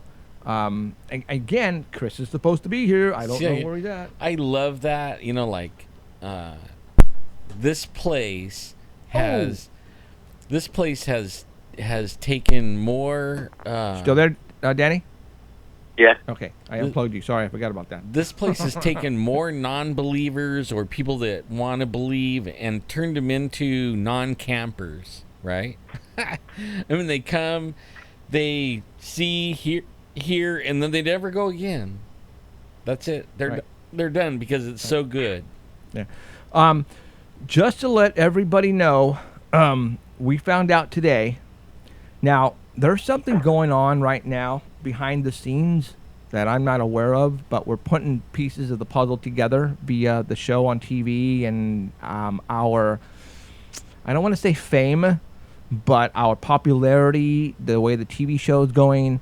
The CW has decided to add 4 shows to the CW website where all of you guys can now visually see it for free.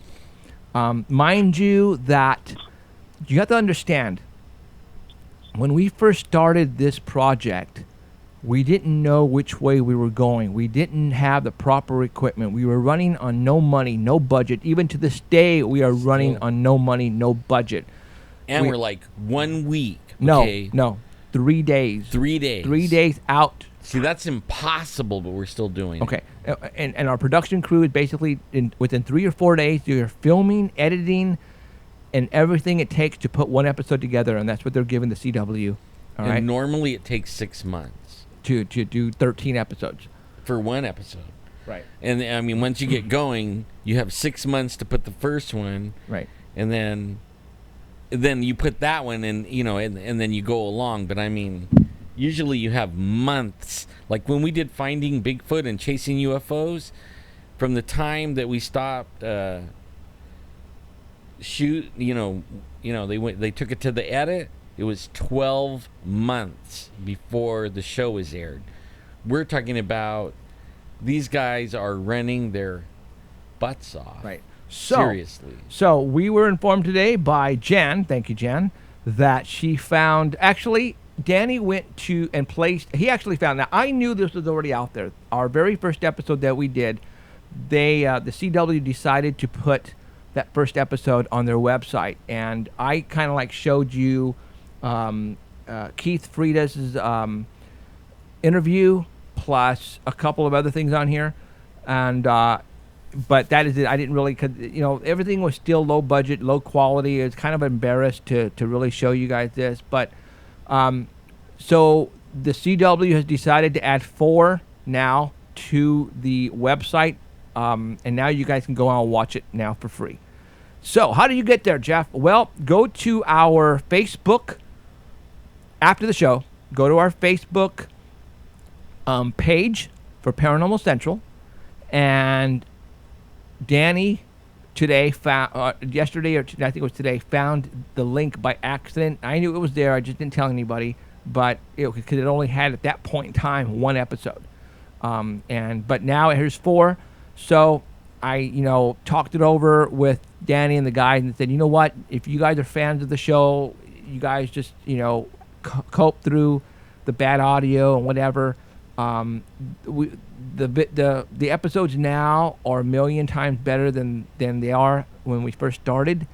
We still don't know which way we're going to go with this as far as TV show, talk show, half and half, 3/4 and a quarter. We don't know yet. But what we're doing, or what the production crew is doing, is they are going back and they are rehashing some of the best cases that we have investigated over my lifetime of doing this. And the 4 episodes that they placed up on their website is not the best that we have, but it's one of the first 4 or first 5, I think, that we did. And I think that's the reason why they're putting them up. But I'm also thinking that they're putting them up because they're getting people who want to see them from around the world, and they're probably calling them, sending them emails, and they're also noticing that we're kicking effing ass in viewership on the Nielsen ratings in our area. Believe it or not, guys, we are kicking effing ass on the Nielsen ratings, and they are blown away. One of them, I think it's the second one down on that page, is me and Jeff talking about the spot that we're talking about and the windows, and we go in depth into this story. I mean, probably more in depth than anyone ever heard. So I mean, like if you could get on there to hear that one, you'll be surprised. And it's free. So go to the Facebook wall and like it. If you haven't liked it yet, like it. The page Paranormal Central, and share it like crazy. Yeah, and go to the CW website. Just go to that link, and then that'll take you to the first episode, and just scroll down, and you'll be able to see the other 3 episodes right below it. So just scroll down. Jan was having problems with her iPad. I don't know if you guys can see it with your iPads. I mean, I don't know what's going on, but try it with your mobile phone. I was able to get on my iPhone, and I saw the episodes fine. Okay. So there was only 2 earlier this morning. I mean, I was on my computer. There was only 2. But only then when I got to Jeff's, they're telling me there's 2 more. They're putting them up. Yeah. Well, I think they're putting them on. There's got to be a reason why they're putting them up, and I think they're realizing that we have something. And maybe if they share it a little bit, they might be able to break out into the other demographic areas, geographic areas. At this point in time, I don't know what's going on behind the scenes. And the producers for the show, and then the writers and all that are, they're the ones who are having contact now with the CW. I don't have contact with them anymore, and that's a good thing because that's not my position, my spot to do. My job now is to continue doing what I'm doing here, and to provide them with content and let them run with it. I think it's going to go someplace now. The way things are moving along with the show and the TV show, it's a hit. If you go to Paranormal Central like page, the link is on there, on the Paranormal Central like page. The link is there. Facebook like page. And if you haven't gone there, shame on you. Go over there and like the page and then find the link. So the link is there on the Facebook page. Go there and after the show, and you can watch 4 episodes. One of the episodes is Bigfoot. It was with Bree, the girl that we had prior to Hillary. So she's on there, obviously. So you're going to see her. A lot of you guys are going to go, who is her? Who is she? I mean, that was the first girl that I first brought in. That was the one Bigfoot. Yeah, was that you laughing, Danny? Bigfoot ran off with her. Who's her? It was her. Where does she come? Who is her? Yeah, I know. Who is she? Man, that was a Bigfoot. I heard a Furby. Yeah, I did. It was Danny. So, and also the episodes that are on there are that one, the one we did with Bree on Bigfoot, the Snake Road, the Sanger Herald, and the storytelling between Alan and myself about the windows. All right, guys? Those are the 4 that are on there right now. The Snake Road episode, guys, is with me interviewing the retired sheriff's officer.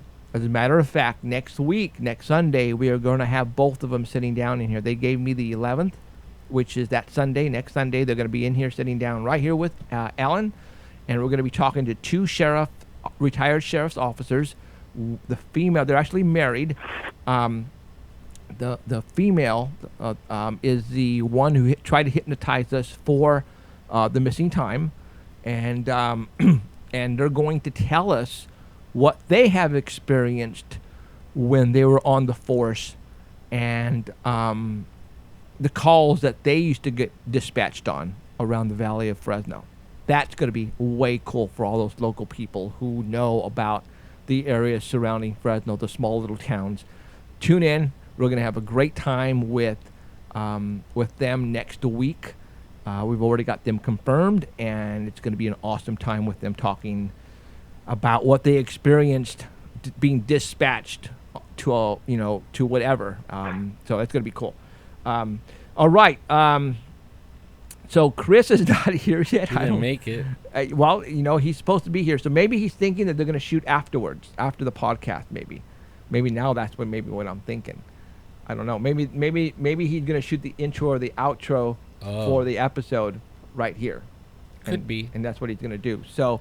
And maybe he heard and was listening on the way in and thought, heck no, they're not going to get me on the couch. Right. So did Facebook freeze up? I hope not. Nope, it's still on. No, okay. they're both going. All right, good. I could do the Obama mic so drop. I'm glad that I let you hear that the audio for Chris. I was hoping he was going to be in here. That's what the producer told me he was coming in. So I guess he's going to come in after the podcast. I heard that he was going to be coming in for the podcast. Well, it's going to be over by now, so I don't know what he's going to do now. So I don't know. Another thing to think of is that when I first heard Adolph's story about up there in Courtright, it sounded to me like a Bigfoot story at the very beginning, and then it took a turn. Maybe it was aliens. Yeah. David kind of made me I was thinking that too. Well, okay. Something that we didn't mention that happened is because at this point in time, I thought it was my flashlight, and it still could be my flashlight, because I turned on my flashlight, both flashlights, and I shined it towards the wall. So it could have shined boom, boom, and hit his tent. And that's why I'm saying I think it was me, because I was on my knees doing this with the flashlight. So inside the tent? Inside my tent. Oh, okay. And it probably went through our tent and hit his tent, and that's what he saw. Oh, okay. Okay. So because he was like leaning towards Bear until the light. Until he saw a bright light about 4 or 5 inches from the floor, and that's when I said, I think that was me. Says maybe the Bigfoots are scared of him in his 44. Well, yeah, good question. So I don't know. No, they're not. No. Right. Nanette said, "Have you all been to Comic-Con yet?" No, but No. that is one of our goals. God willing, that our TV show takes off and becomes I don't want to say hit, because that's just going overboard. Let's just say I hope it does really well on TV, nationally and international. And we're looking for Fleur to be one of our sponsors. Fleur, if you're listening, you can get in right now and be a sponsor for us. We want Fleur. Jolene is working on that right now for us, but not with Fleur, but with another company locally. You probably know who they Fleur, are. you better get busy, because so you might get... So whoever comes up first and lose. gives us the equipment that we need, that I'm hoping that we're going to get some equipment. We know where they're at. We know where these Bigfoot creatures are at.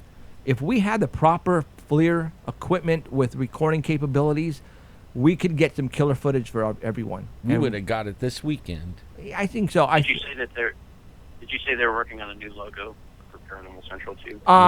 That I don't know. You know what? It's funny that after this incident this weekend, Chris came home with us. He drove back with us in the car, and we talked all the way down, nonstop, about the future of Paranormal Central. What he felt and witnessed this weekend, it has put Chris over the top. It has made him now even way more excited about the project. I mean, he lives for this stuff anyways, but now he cannot deny what he heard last weekend. He cannot deny it. He cannot debunk it. So he knows what we have, and he knows what we're doing. He knows where this can go.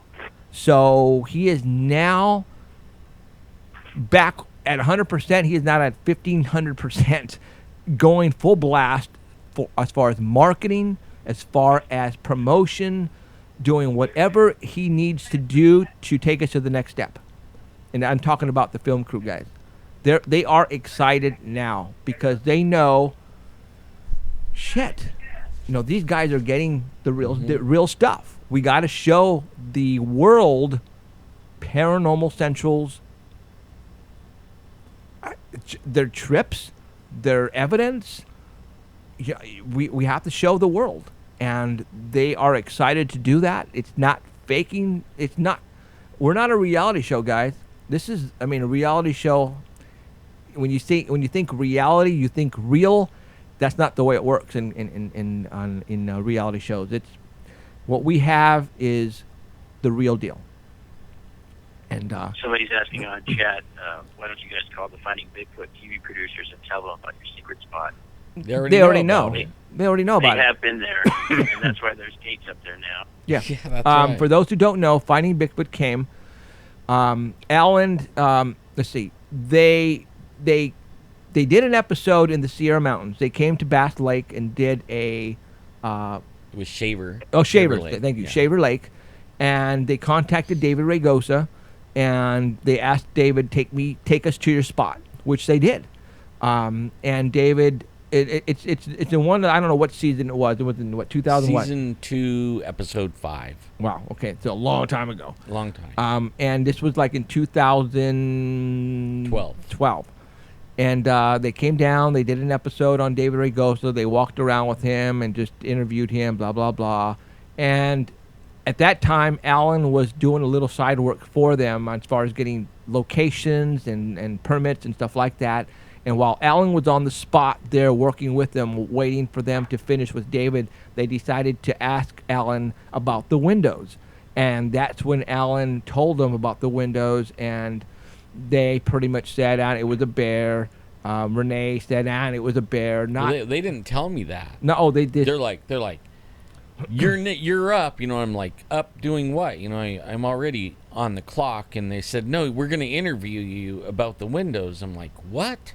So then they did, but then I had to wait for 12 months for that to find out what they said, and they were saying polar bear, all what everybody was saying, Now, YouTube, you guys, spread the YouTube around, share the links, share all the links of live streams, share the links, push the subscribe button right there, and donate, or just get lots of subscribers so I could buy a quad or some kind of mobility vehicle. Yeah, Joy, if you would be watching us like crazy, you know that Finding Bigfoot did an episode on our windows already. Come on, Joy, get with the story. Yep, them and also Monsters and Mysteries. Yep, exactly, Monsters and Mysteries. So, all right, well, we're in the yellow over there, I noticed. Oh, complete. What are you talking about, complete?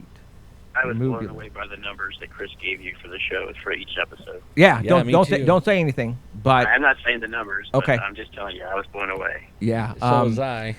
and he seems to think it's more than that. Yeah. Because usually when they tell you a number like that, they lowball you because they don't want you to for your head to expand. You know what I'm saying?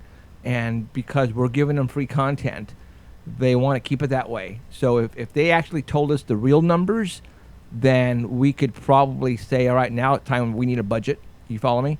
So I think the numbers are way more than that. And I was just talking to Alan before that, Sinclair Broadcasting, they have 83 affiliates, and that includes, Univision, ABC, NBC, CBS, Fox, the CW, and a lot of different ones. If we're getting the numbers that we're getting right now, let's just say double that. The number that he said, let's say double that, okay? Multiply that by, let's say, 50 stations, around the U.S. that Sinclair has, then that's how many viewerships we would be getting per episode. But right now, we're not getting any promotion or any publicity at all. It's just word of mouth. So you imagine if Sinclair or whoever wanted to take us on to their network would put money behind us? Dude, it's Wow. like, we're talking big time. Big effing time. And but yeah, I was blown away when Hillary told me the numbers. It's like, why are they keeping that shit from me, man? I want to know all this. But yeah, I'm blown away too, dude. I'm blown away. Very impressive. Very impressive. Very impressive. If it impresses Danny, you guys, very impressive. Then we must be doing something. It takes a lot. Yeah, it does. Danny's my biggest critique, and I actually Yep. I don't bullshit him. No, you don't. And I tell Danny, what do you think about this? And did you watch the last episode? What do you think? And blah blah blah. You suck. He'll tell me if I suck. If I suck, then I will. then you'll tell me I suck. And he sent me over some snapshots of the TV show on Saturday night where they misspelled my last name. They put Gonzalez. They put an S instead of a Z, and Danny caught that. In Portuguese. Yeah, exactly. And there was like a blue line that appeared on the screen, and I'm pretty sure, I don't know if that was from my production company or the CW rendering the video at the very end. I don't know where that came from, so I can't tell you how or what about that. So, but yeah, I mean, I'm pretty excited that our TV show is doing really well in numbers. You imagine if it And goes this national. one too, you guys. Oh, yeah. You guys are awesome. We are awesome. now at 64,000 subscribers on live stream, and if you go compare that to a lot of the other shows on live stream, we are kicking ass. And literally, my iPhone, it keeps dinging me, ding, ding, ding, ding, because I'm getting people left and right subscribing to the live stream channel on that end. A majority of now people are watching, just like Danny, are watching it on TV via Roku. Yep. And now you get the full screen experience when you're watching our internet show here on your TV. If you go by 1080. It's in 1080. yeah. So it's like you're watching a real live talk show on your big screen via internet using Roku, guys. If you don't know what that or how to do that, it's really simple. The Roku stick is like $45 or something like that. It's not very expensive. And if you have internet access at your home via wireless, then you can do it all. It's cool. So yeah, we're excited. To be honest, we've only just started. I feel we have a long ways to go. My intent is to bring you the #1 paranormal show ever. And that is my intent for you guys. My intent is to be known to give you guys the best paranormal show ever. And I'm getting there. You guys just got to keep on watching us. Don't stop watching. Make sure you guys tell everybody about us. Share our Facebook pages, our YouTube videos. I'm going to see if I can't get out. Yeah, share everything. Share the links. Share the links to the live stream. Share the links to the fan page. Share the link to the YouTube. Share. Yeah. As much as you can. Yeah, tell I everybody really about us. appreciate I it, mean, you right guys. now, our show on TV is just by word of mouth, and we're getting recognized now. Even Hillary's getting recognized everywhere we go. It's awesome, and it's exciting. Not where I intended this to go, but hey, so be it. I'm going to jump on the train, and wherever it takes us, we're going to go for it. So, Well, I'm going to try to take a camera out to Reedley this week if I can get out there and do a size comparison of that white one, and maybe we'll be doing a report. Maybe I can grab Chris, and we could go out there and do a size comparison and come back next week with it. Cool. I'm not promising, though. so I'm not promising. Yeah. I'm just saying. Yeah. Hey, Cindy's asking that since we go to the same spot every year at the same time, that maybe Bigfoot knows you guys. It's exactly it. Form of trust. Yes. No, I agree, Cindy. They know who we are. I believe that Getting closer every year. I exactly. They came up to our campsite. They hit me. I got hit by a Bigfoot, you guys. No doubt. Now, the trees in the road because of our trucks were stalled in the mud there at the spot. I believe, this is what I believe the Bigfoot placed those trees there so nobody could come in and steal the stuff that were in my trucks. Because they know who we are. They know that we're there because of them. They know that I leave them an abundance of food every time that we go and leave. They definitely know David. Yeah, oh yeah, they know David in more ways than one. And I think that's the case. I think every year they're going to get closer and closer and closer. Now we're going to go up again, not just because of Memorial Day weekend. We're going to go up again, hopefully pretty soon. Camp there on the spot again, and we're going to make sure they know we're there, and maybe they might come around again. You know, we're just gonna. It's a matter of, again, I've told you guys, if I was a multi-billionaire and if I had money, and I would be there as many times as I could, but I can't. I would be dragging a Bigfoot back by now. Yeah, I'd really. You know, it's just a matter of having the time to do it. You know, everybody has families, their jobs. It's not like, you know, we all can do this on the spur of the moment. That's not the case. If that was the case, and equipment, if we had the proper equipment to document via night vision, and we would have some killer stuff to show you guys. But that will come when we get a budget, and that will come when we sign big time to go national and international. So on that note, thank you guys for showing up. I'm sorry Chris is not here. He'll probably show up right now as soon as we go off the air. But for Jeffrey, Allen, and Danny, don't kill anybody tomorrow, all right, dude? Yeah. All right. Go and talk to your wife. Everybody, take care. Good night. We'll see you guys next. Bye, Danny. We'll see you guys next Sunday. Bye. Paranormal Central with Jeffrey Gonzalez and Alan Thomas. Bye, y'all. Broadcasting worldwide at paranormalcentral.net and on our. Stay tuned for next time. Remember to keep your eyes to the skies. And we hope you witness something you cannot explain.